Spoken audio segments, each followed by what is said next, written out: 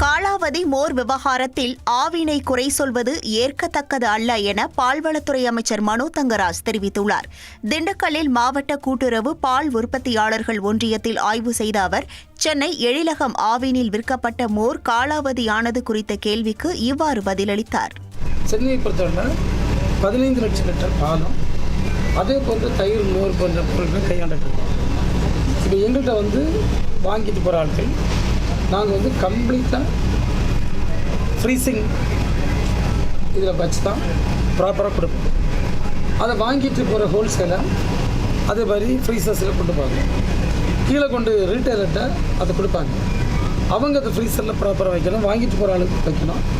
இந்த கோல்டு செயினில் எங்கேயாவது கீழே ஒரு தப்பு நடந்தால் அதை பொதுப்படைய ஆவின் என்று சொல்வது ஏற்றுக்கொள்ளக்கூடியது அல்ல. இப்போ ஆவின்லேருந்து நாங்கள் கொடுக்க சமயத்தில் ஃப்ரீசிங் எப்படி இருக்குது, குறையாக கொடுக்கணும். எங்கள்கிட்ட ஹோல்சேலர்கிட்ட போச்சு இப்படி போகுது, ரீட்டைல் கூட வாங்கிட்டு போகிற ஆட்கள் அது ஹோல்சேலில் எங்கே இருக்குதுன்னு பார்த்தா தான் சொல்ல முடியும். ஒரு இதை வச்சு பொதுப்படையாக சொல்வது ஏற்றுக்கொள்ளக்கூடியது அல்ல. அப்படிப்பட்ட சம்பவங்களோடு வராமல் இருப்பதற்கான எல்லா நடவடிக்கைகளையும் நாங்கள் எடுத்துக் கொண்டிருக்கின்றோம்.